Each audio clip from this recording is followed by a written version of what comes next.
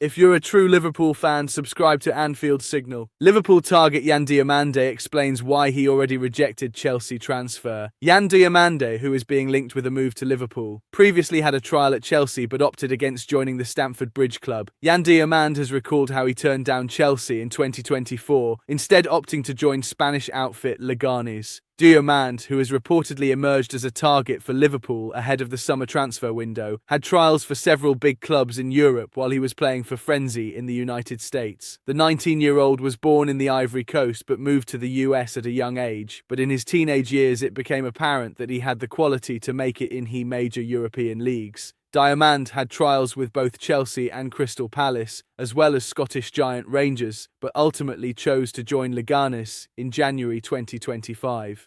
It was a difficult time, Diomande recalled of his decision-making process as he spoke to Bild. I felt like for many people it was all about money. A lot of people told me I absolutely had to play for Chelsea. Then I stopped everything and made a decision for myself. I knew the president of Leganes. He had helped with my move to the USA. Suddenly I was faced with a choice, Leganes or Chelsea. It was risky, but luckily it was the right decision. I think patience is very important in football. It's not always just about money. If you play well, it will come naturally. I'm young. I need to play to increase my sporting value, to improve, and I wouldn't get that on the bench.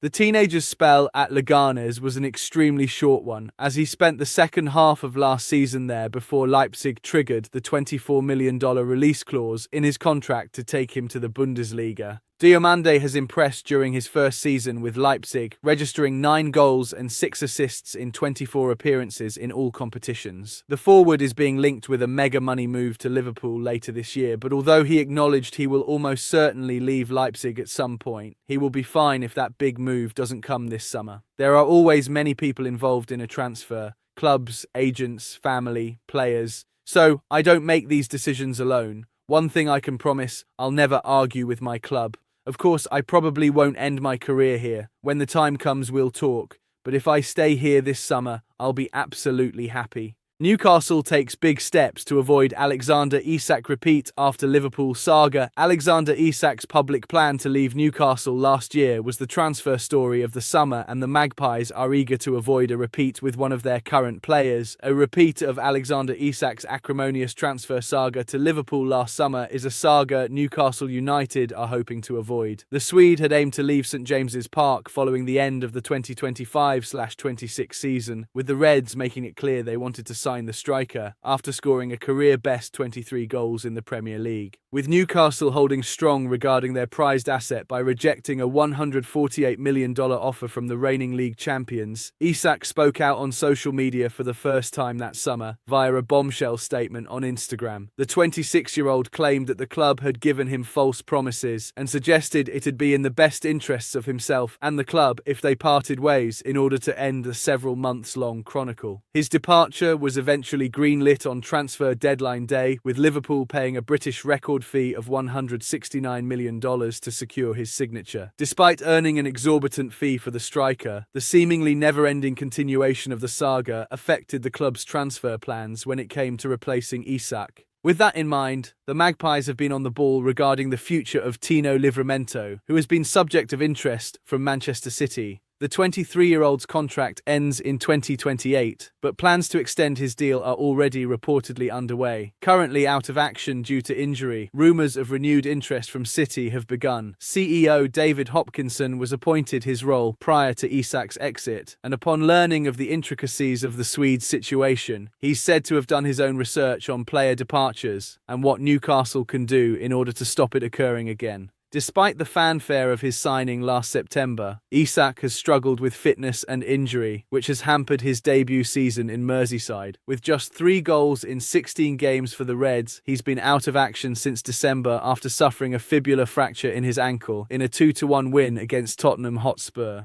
Discussing his rehab progression, Arne Slot announced the time frame of Isak's return to action, but urged caution given his previous fitness issues this season. It will be somewhere around there, and then it's always the question if things go really well or if he gets a little bit of a setback, the Dutchman said.